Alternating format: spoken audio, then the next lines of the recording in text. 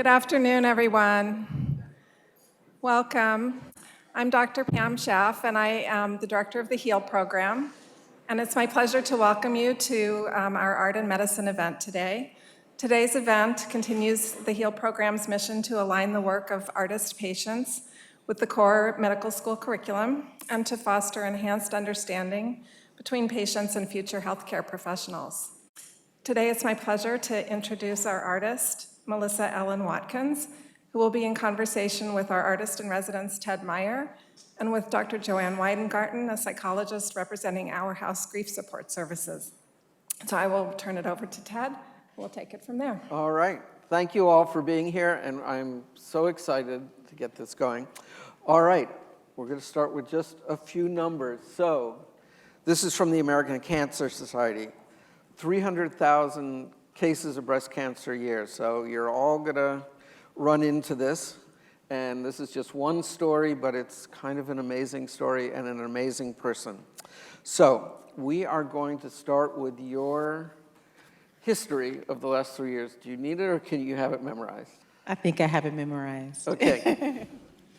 Well, thank you for having me today. My journey started actually at early detection in November of 2021. Actually, this may not be on the page. I initially detected the breast cancer when my right breast nipple was inverted. And so I thought to myself, well, there must be some hormonal changes happening in my body. I can certainly fix this myself. So I went to Amazon and bought a contraption where you try to uninvert your nipple, and that was painful. And so after a couple of weeks of doing that, I realized that maybe this is more serious. So my right breast started growing larger. I went and got new bras. I even said to the bra specialist, "Do you think something's wrong?" They said, "No, you're only 42. I was 42 then. And so fast forward about a month later, I started noticing a lump in my breast, and that starts the journey. So I went to the doctor, got in on a Saturday morning, and the doctor says, "You're so young, there's nothing to worry about, but we're still gonna do a diagnostic mammogram." At that diagnostic mammogram, things changed. The nurses, they kind of gave me a look like, ooh, if you don't hear by Friday, that means you have breast cancer. And I didn't hear back by Friday. So that following, let's call it Monday, they called and I was informed that I have cancer and that I'll get a call on next steps. And so the rest kind of unfolded. I found out that I started with ductal breast cancer that spread to the skin and then also spread to my lymph nodes under my right arm. At that point in time, it had not spread anywhere else to our knowledge. And so I started down the treatment journey. So I moved from Long Beach Memorial actually to UCLA Health. And we could talk about why I made that switch later. But it's important to note that at that point, they kind of moved full speed ahead. So scans, PET scans, MRIs, you name it, by May, I might be wrong on that, March, April of 2022, I started my first chemo regimen, and I went through 6 rounds of chemo. They were every 3 weeks. And so by July, I was done with chemo. We skipped about a month or so, and we did a mastectomy on the right breast. Then, so now we're in August, September. After that, we started radiation, 36 rounds. So I went from, let's see here, October, November. Okay, so then it didn't end there. In November 10th, I ended my radiation treatments. I actually, and we'll talk about this, but I did not take any chemo meds or anything like that. I said, you know what, we're done with this. I'm fine. So follow-up PET scan took place in March of 2023, and that scan actually got us a clip of my brain, and it showed that there was potentially a brain tumor there. So at that point, we conferred with the doctors, I met with surgeons, radiologists, and we went forward with, I think I'm not gonna say it right, but a brainectomy, when they take the tumor out of your brain, followed by 5 radiation treatments. So that was in March, April of 23. Kind of as an aside, I kind of made a deal with the doctors that I still wanted to have my right breast reduced and possibly a cosmetic surgery on the right. On the left. Right. I don't know my left from right. Anyway, so we actually moved forward with that surgery in May 2023. Okay, so then follow up to July 2023, the next scan showed on the brain that there was another tumor that had formed. So as a follow-up to that, we did 1 radiation treatment, and then we followed up in October of 2023, found that there was another brain tumor. Now, mind you, I should share that these are new tumors that are developing in the brain. And so the radiation was found to have dissolved, eliminated the previous. So these are all new. So in October 2023, we decided to go just with chemotherapy pill treatment to see if that would work. And then this fall, just a few weeks ago, I guess months ago now, we found that the chemo pills weren't as responsive as we wanted.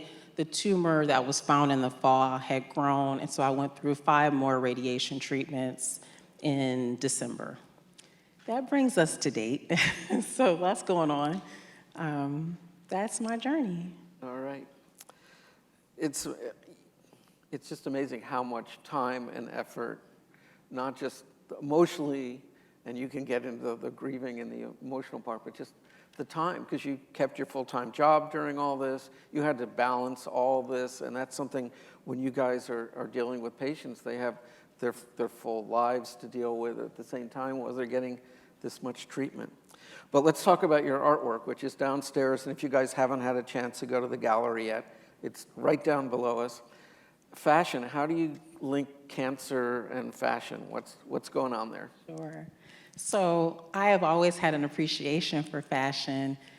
In fact, even as I went through the breast cancer journey, I did this thing where every week I would dress up in my fanciest outfit just so I can still have it, right? And even before all of the cancer diagnoses, I would every year hire a photographer and dress up in my fanciest clothes because I just love the of style and fashion. So let's fast forward though to the cancer diagnosis. I think as I was going through and dressing up every week, it was important for me to express myself in that way. But one other thing I should mention is that I was going through the journey. I would oftentimes find myself in moments of denial. Like when I've got my first cancer diagnosis, I really did think for the first 3 weeks that they were just gonna call and say, just kidding, we got your test results mixed up with somebody else, right? Ron Watkins. And so I went out partying, and what you see here, I know the images behind you, that's one of my favorite outfits. So I call it my denial outfit. It's what I would wear when I wanted to go out on the town. So to answer your question, Ted, I think fashion came in as a way for me to reflect how I felt as I went through some of the stages. And what I found later was they were more or less like the stages of grief. So if I kind of go down that journey, we're looking at anger right now. So anger, of course, we know anger well. You lose your keys, you get mad at yourself. You're like, why, what did I do? You're blaming yourself, you're blaming someone else, and that was what happened with me with cancer. I cursed and yelled, and I did a lot of this privately, right? Because I didn't want people to see me get mad, right? But I was just mad. And so we've got here on this picture, we've got a red scarf, which was gifted to me by a good friend, and this toga, because it was really like this warrior state. Like, I'm mad, I'm gonna fight anybody, I'll fight you, I'm fighting myself. And so anger was definitely a place that I would go. This next one is bargaining. And so bargaining is interesting because you start pleading with yourself, with God, whoever your creator is, and you're asking, listen, is there anything I can do? Okay, maybe I had too many drinks. Okay, all right. Maybe I didn't eat as much, and yes, I should have gone to the gym a little bit more. But if I do all of that, because maybe this go away, and you don't really know who you're asking, and if this is really going to come true. But I would say that bargaining was that. And with this picture and this photograph, this piece was actually gifted by my twin sister, Melinda, and it's a bodysuit that's sheer but also has spikes on it, right? So you think about that bargaining, you're vulnerable, but you're still really damn mad, right? So in these pictures, that's reflected there. Oop, the end moved. No. No, That's on the lid, on depression. Oh, okay.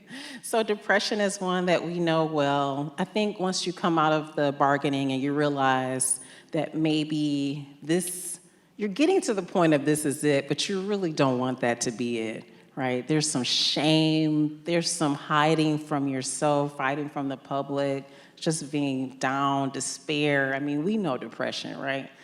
I mean, even as I use that anecdotal key reference, you lose your key. Once you realize you're not finding it, there's a point in time before you get that key again that you're just sad. Like, gosh, so anyway, so represented here by this gray trench coat, I think it says it all in depression. And then acceptance. So, I think, and I want to say this about this 5 stages of grief, and you guys know, grief isn't linear. And so when you reach acceptance, you might just bounce back to denial the next moment. But to be in it is just so glorious. And I would say for me, when I got to acceptance, I asked myself the question, would I do this all over again if I had the chance? And the answer, you guys are gonna think this is crazy, is I wouldn't change anything. This is my journey. And so acceptance is represented by this gold toga, which I bought a couple years ago and never wore it. And so when the opportunity came up to do this shoot, I went right to this, but it really does showcase this warrior, but princess, goddess, in the pictures too. And we're gonna talk about the photographer, but he encouraged me to be vulnerable on this shoot, and so I decided to show the scar. And in fact, he encouraged me to show this scar. So this is the 35th day of radiation treatment. It got much worse than that. There was pain. I didn't want to show anybody that. Yeah. Anyway, as I look at it, there's a little bit of pain that comes back, but then also some joy. Okay, so let's talk 6th stage of grief. So this is a little bit different, and you guys will see it downstairs. But there's a gentleman by the name of David Kessler who says that the 6th stage of grief is finding meaning. And so when the breast cancer traveled to the brain, I was faced with the question of, what does this mean? I thought I already went through the journey. Aren't we done? Okay, so then I went through the stages of grief again, it was me. I mean, okay, maybe I shouldn't have had that drink. I started doing all of the things. And so I really was faced with, okay, this is again my journey.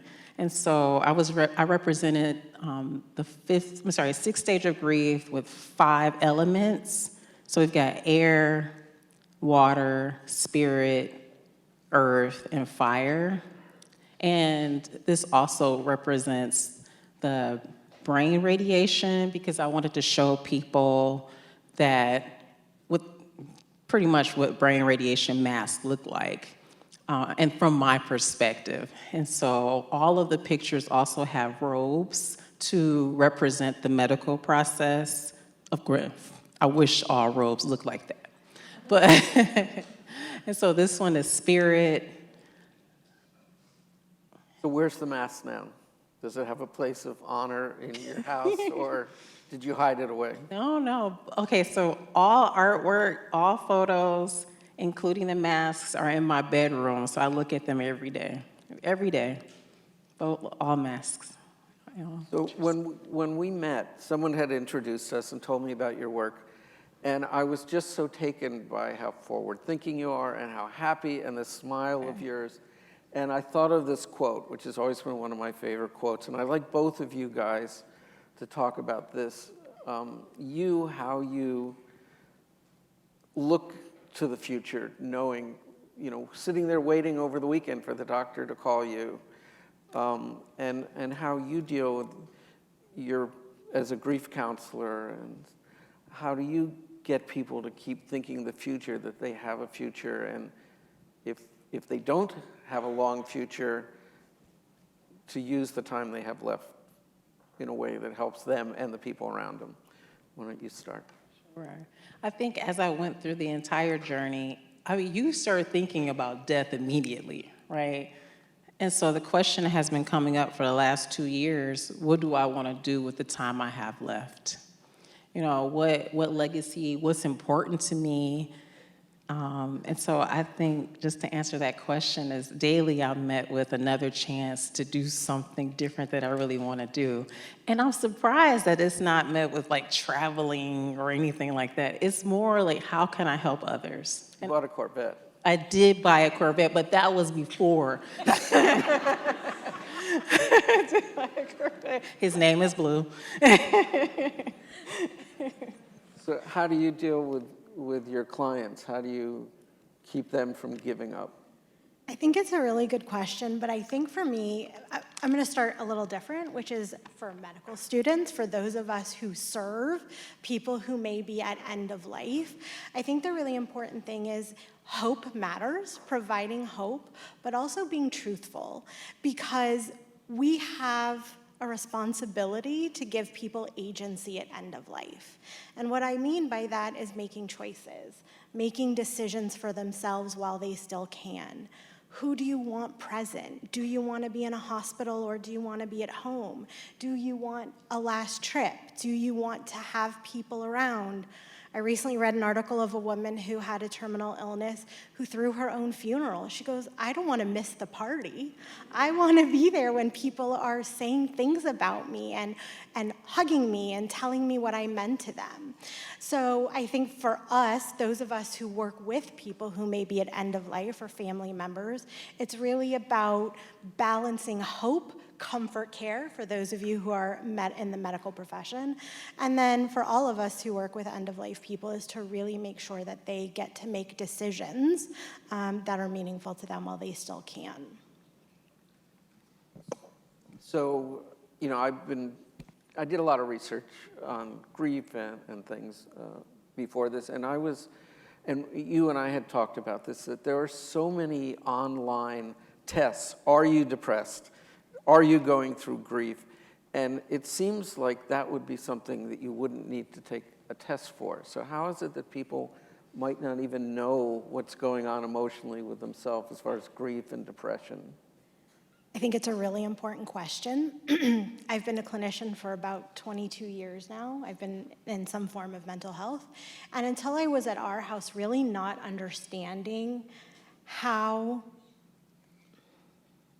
unjust of a job we do in this society of talking about end-of-life death and grief. It's something we're not comfortable talking about, so it's not something we do well. I'm not saying that to be cruel, but just to be honest, that if we are not comfortable, if we're not talking about it, if we're not teaching about it, it's going to be hard for us to have those conversations in a way that makes clients feel that they can ask questions, number one. Number two, there's a lot that goes into grief, right? We think of grief typically as missing our person, longing for them, wanting to talk to them, touch them. But what we don't talk about or understand typically are all the other ways in which grief shows up. Grief can be emotional, right? We can be angry, we can be resentful, we can feel abandoned, we can feel guilty. It also impacts us behaviorally and cognitively and spiritually. It can impact our identity, the role that we play in our family, what is expected of us based on birth order or gender, or if I'm married or not married, if I have kids or don't have kids. So grief is complicated, right? We typically learn about grief from our family of origin. So if we grew up in a home where the idea was, grandma died, we buried her, now we take off the pictures and we don't ever talk about her again, that's what we understand grief to be. If we grow up in a home where we continue talking about them, we continue wearing their jewelry, or we continue honoring their birthday or day of death, we have a different understanding of grief. So grief is complicated. Something else people don't really often understand is that it's a lifelong experience. As long as you love somebody, you will grieve them. Your grief will change, it will ebb, it will flow, but it will be more difficult in some moments, and in moments you might not remember, or it might not be at the forefront, but we don't outrun grief. It's a lifelong thing, so it's complicated, and people don't really realize that. So for these guys who are going to be dealing with patients, and you guys can both answer this, other than somebody maybe avoiding an appointment and repeatedly canceling it, what can they look for in their patients to make sure they're not getting too depressed and having a hard time dealing with what they're going through? You can both answer this. I'll tackle that one first. I think, and just looking at my own experience with the wonderful doctors I've had a chance to work with, I think a lot of them have taken the time to get to know me as a person. So I know, I forget what they call it, or like bedside time. I don't know what your fancy words are, but they do take at least a minute or two to ask, how's Blue? So that's the Corvette. You know, they get to know what my hobbies are, and it does help build that trust and then make me want to go back for future appointments, because I will admit, there was times, especially in the beginning, where I'm like, F that, I'm not going back. I'm just gonna figure it out, I'm gonna drink some tea, you know, I'm gonna go overseas somewhere and do some ayahuasca. I mean, you know, and so, but it was that human connection that really helped me keep coming back. I think what I would say for those of us who are providers or part of the treatment team, it's about communication. So number one, I think this highlights the importance of a psychosocial part of your assessment. Of course, today we're talking about grief of health and grief for someone who has died, but there's also grief of a divorce or separation or job loss or a move, welcoming a baby into the family. So there are lots of ways that grief can show up. And so it needs to be a part, or I would encourage it to be a part of the questions that you ask when patients come in. It's not uncommon for things like grief to create physical manifestations. One, if we're talking about culture, if someone is from a culture where it's not encouraged to talk about their feelings or it's not safe, you might see more physical manifestations: stress, anxiety, tension, pain in muscles, joints, all of these things. And then also, some people don't, to your question earlier even, some people don't really realize that grief lasts more than a few weeks or a few months. When you live in a country that says you should be back to work 3 days or 5 days after your child dies, can you imagine how they feel 3 months, 6 months, a year and a half later when they're still grieving, right? So part of it is also not stopping the inquiry after the death. At their annual, ask, check, what is going on? So making sure you're holding space for the conversation.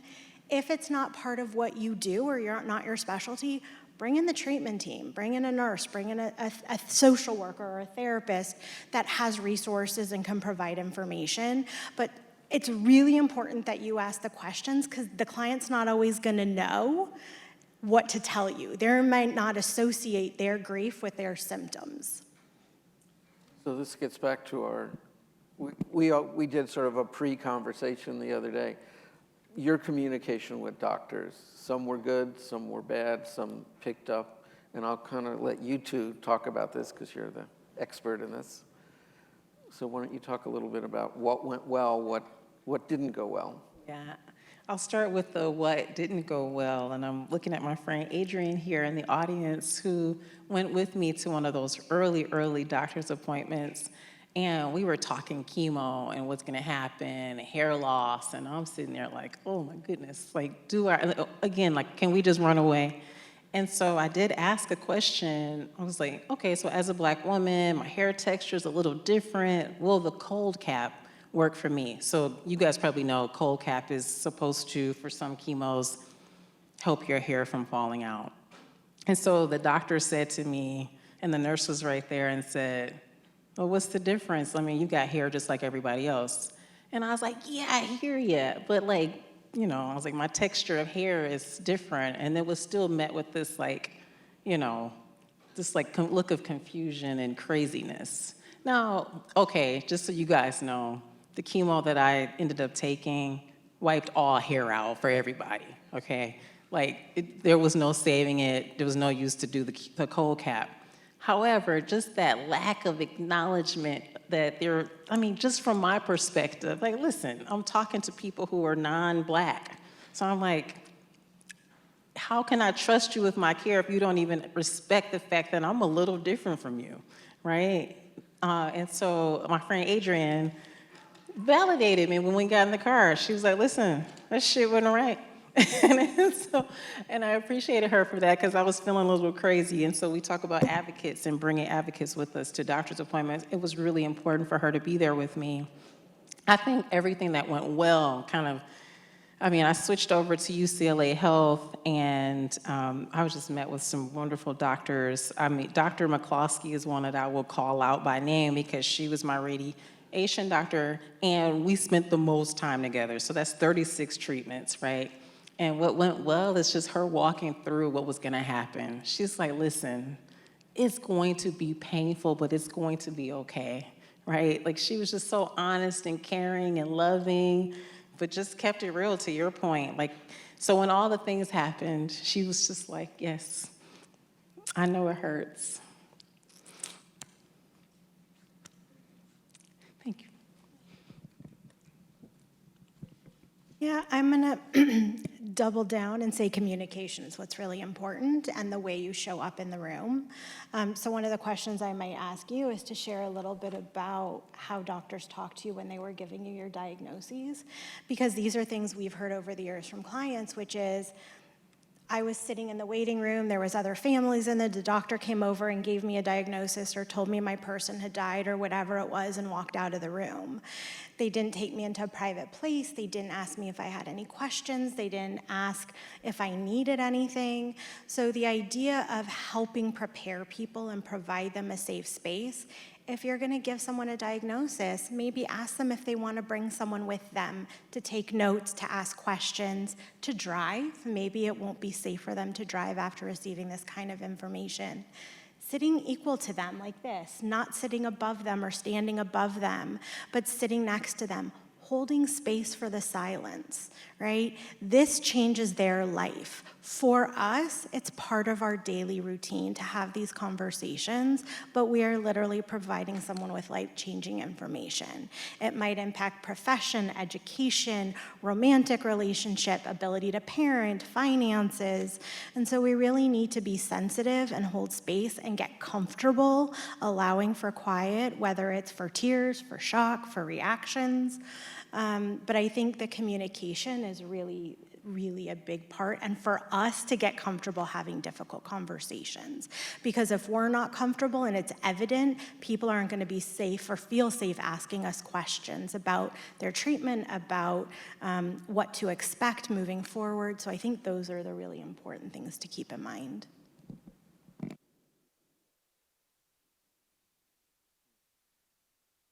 How about them? They're going to be around all this grief. How can they, the med students, future doctors, protect themselves from burnout?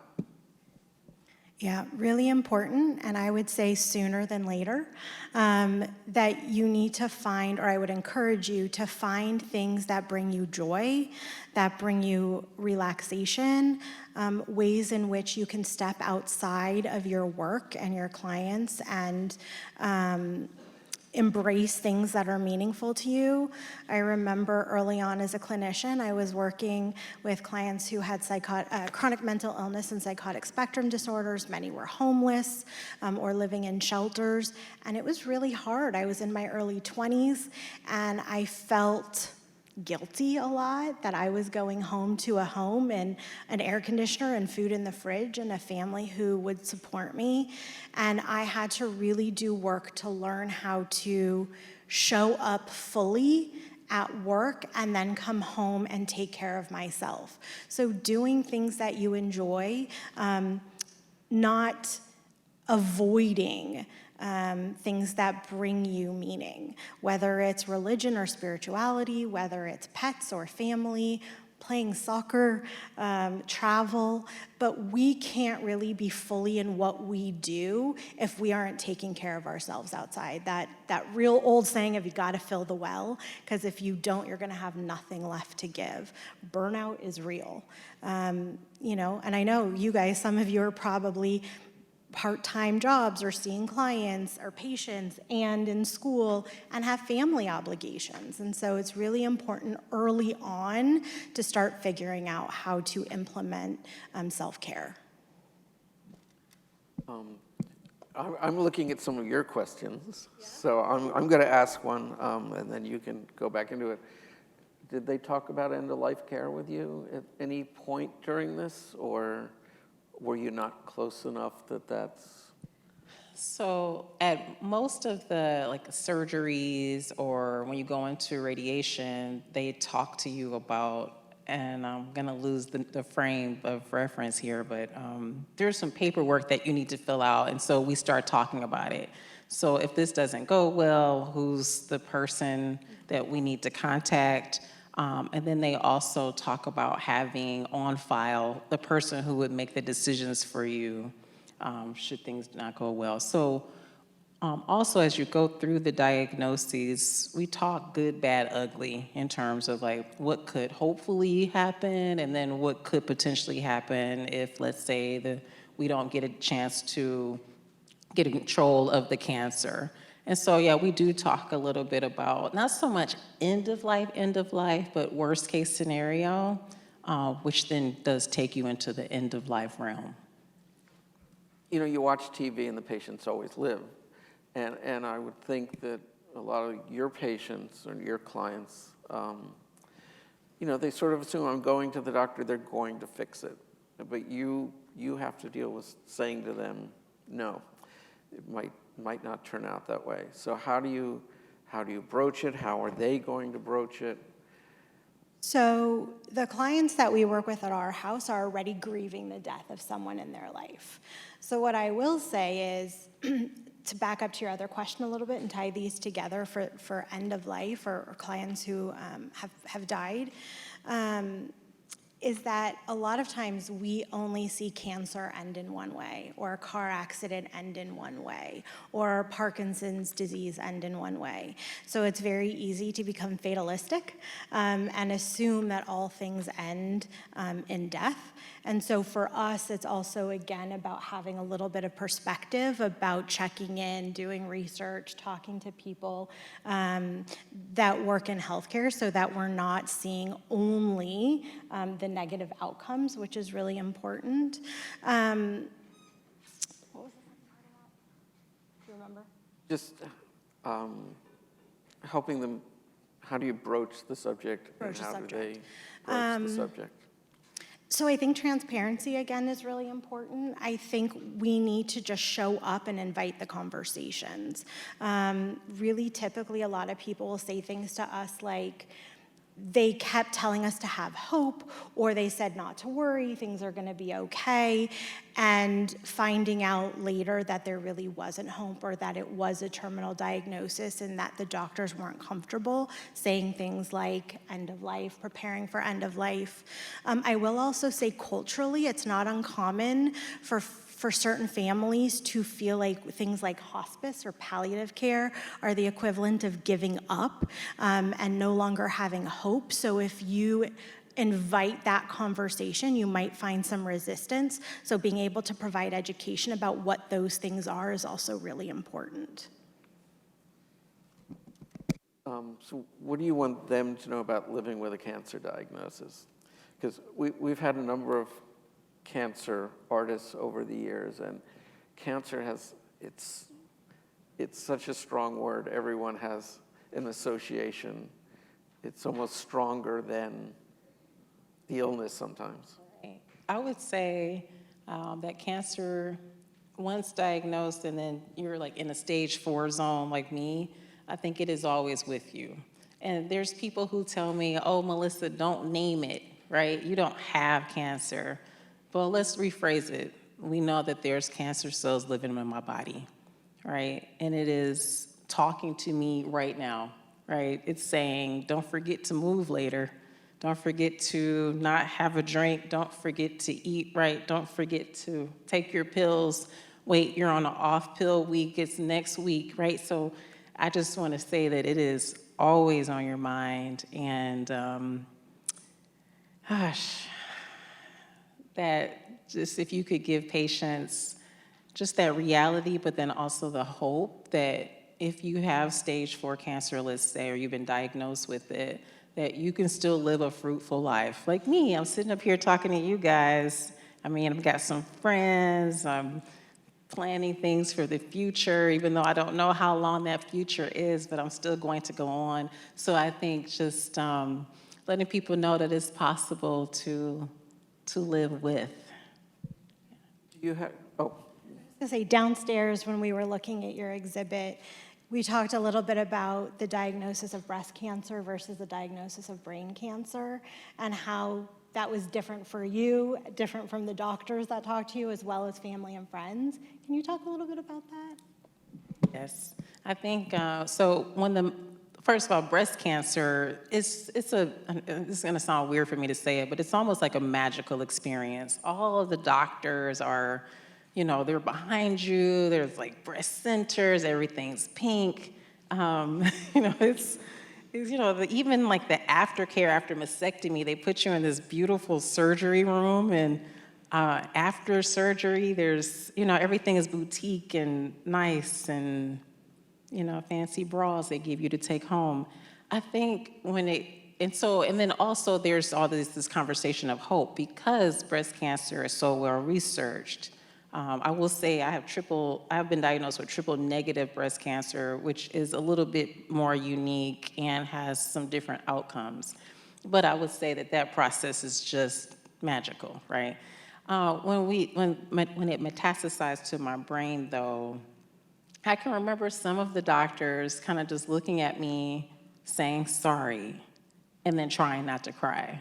And I was like, whoa, wait a minute, hold up. Like, this is not how you were when I just had breast cancer. Why are you, like, am I gonna die, right? And so it was a different experience. I think even family and friends were like, oh, wait, we're not done yet? And I was like, so I almost had cancer fatigue. I think everybody did too. I think I still have it right now. And I would say just like the process was different. Like all of the pink stuff went away with brain tumor. Like even the after like surgery was different. Not as warm, not as fuzzy, more real. Like it was like, oh no, you're in the hospital. There was no Santa Monica fanciness. It was Westwood. Hey, if people are here from UCLA, sorry. have you found other of your patients do big projects like this as they do write a book, something that they've been waiting to do, and all of a sudden? Yeah, I think people try and find ways to communicate, to tell their story, to the quote you shared earlier, figure out what their legacy might be, whether it's for themselves, for their children, whether it's they want to answer questions for people who might be going through something similar. So I think people do look for ways to communicate their experience. Recently, we had a few parents grieving children. I've seen articles on like HuffPost. A few books have come out. We have had group members who've painted portraits of their group or of the children who they are grieving. We had someone, when their group ended, create a project. The name of our organization is Our House, and created a house, that when you open the door, there's a heart inside. So people really do try and find ways, outlets, because sometimes words aren't the most, I mean, to your art downstairs, right? Sometimes images are more powerful than the words. It creates a different energy. So yes, I think art is, and writing are a way a lot of people try and communicate and leave a legacy. So what's next? Is there another art project waiting in there somewhere? Well, thank you for asking that. I think after the second shoot that I did, I felt very much complete for myself, right? I felt like, not that the journey is over, but what I felt is that I would like to allow people who may want to express themselves this way an opportunity to do so. So maybe host some workshops for individuals who may be experiencing trauma and grief, and then having them come in, talk to mental health professionals, work with some designers, and then get all pretty, right? Or represent themselves in the way that feels good to them. So I think that's what's next. It's like almost like sharing it with the community in a more engaging way, so to speak. I think that's what's next for me. If anybody has a question for the panel, there's microphones on either side. And I have one question for you. I always ask our specialist how they chose their career while these guys are trying to figure out what they want to do, what drove you or pulled you.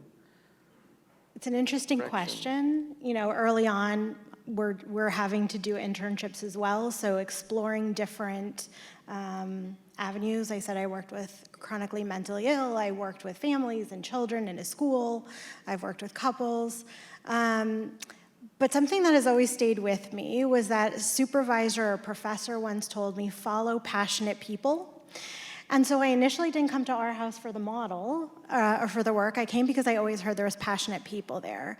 And I have become extremely attached to the idea that grief is a part of almost everything we do. Whether it's grieving a person or a relationship, or the reality that therapy in and of itself is grief, right? We have to let things go in order to make room for what's next. And so for me, kind of following that model of following passionate people led me to something I'm deeply connected to. And then really looking back, I am the grandchild of Holocaust survivors.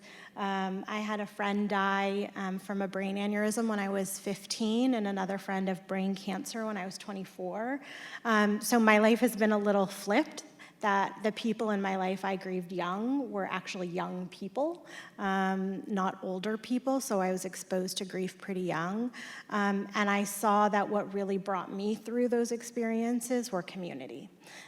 Getting together with friends, talking about the people, wearing things of theirs that were meaningful. So I think this idea, the model that we use at our house, Warden's 4 tasks of mourning, the 4th task is this idea of really integration, that we don't forget our loved ones, we don't leave them in the past, but that we get to choose how we integrate them into our lives moving forward. So I think that's a really big change from other models long ago, where it was kind of like, don't talk about them, don't look at their pictures, it's gonna make you sad. So really wanting to help encourage people to remember that they get to carry their people with them how they choose to. And I think for me also a big part is helping with education and communication. Because like every one person that I get to talk to about this, they're gonna talk to someone else and they're gonna spread and help normalize. Unfortunately or fortunately, grief is one of the things that's never gonna go out of business. And so being able to educate people to know what they expect, because I will say one of the things that's very consistent is people coming in and saying, it's been 6 months, what's wrong with me? Why am I still sad? Why am I still grieving? What am I doing wrong? So to really help transition the conversation to understanding what grief is, to normalizing it, is really important. Are there any questions? Hi, I have a question for Melissa. First of all, thank you for sharing your story for us here and also through your art downstairs. My question about your art is, I noticed, could you explain your choice of like physical medium that you used to show it? And especially I noticed how you decided for one of the later ones to frame them. So I wanted to get the meaning behind that from you. Yeah, thank you for asking that question. So I wanted to really highlight the texture, right, of the photographs, and thought it would be the best way to honor that would be to print everything on fabric. And I'm glad that you asked that question specifically because the printer who I work with is here today. She's amazing. It's Maya from Fab Digital. So actually, so Zachary, the photographer, is here today as well. So when we got done with the photos, I was like, okay, all right, we got to bring these photos to life. And so I kind of Googled NLA boutique printing on fabric, and that's how I found Maya. And so went there, we actually like felt all the fabrics, and it really did bring to life like just that fashion and style element of it all, you know?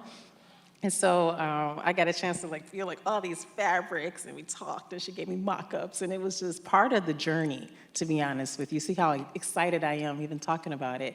And so I decided initially just to go ahead and just hang them.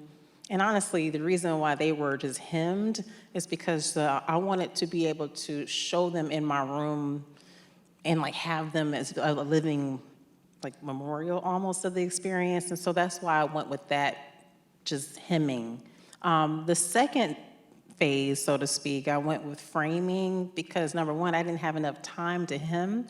And then number two, I wanted it to look separate from the first stage, right? So the first 5 stages. So it was a way to just kind of honor the separateness of it and then also let the fabric freely hang too. So you can see that actually letting the fabric freely hang was Ted's idea.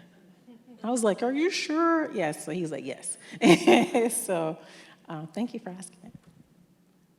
Before we let Dr. Schaff close up, Zachary, the photographer, can you come to the mic for a sec? I have a question for you. Totally, sorry to. So this is a collaborative effort, and you said that Zachary was the one who said it was okay to show your scars, and he made you feel comfortable with that. Yeah. So how did you, as a photographer who's used to trying to make everybody look their best, say it's okay to show that vulnerability? I don't try to make people look beautiful or their best. That's not my intention. It's more so trying to just capture their essence of who they are. And so when I go into a meeting, I'm essentially just listening and waiting for them to unveil their own ideas, and then I intuitively just try to think up an idea to capture that. What was the other question? Sorry. Well, you know, she wasn't going to show the scars originally, but Yeah. she said you made her feel comfortable with that. So I get drawn to people with depth, and so that to me was probably the most significant part of her story. And so unveiling that I thought was extremely important, and it also brings a sense of peace and acceptance when you can embrace that side to you. So just intuitively, I wanted to reach a deeper part of her, and so I thought that was just a way of kind of exposing that and allowing her to feel okay with what she had. And I actually thought, it was extremely interesting also.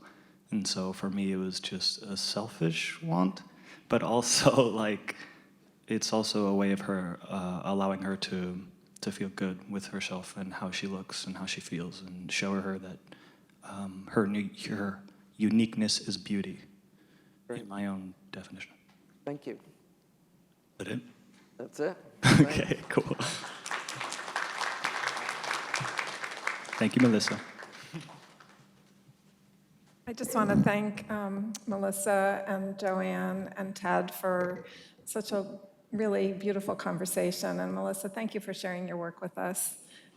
We're so glad it'll be with us on our walls, and wish you well. And Joanne, thank you for bringing your expertise and your passion. I'm glad you followed passionate people. So thank you, everyone, for being here.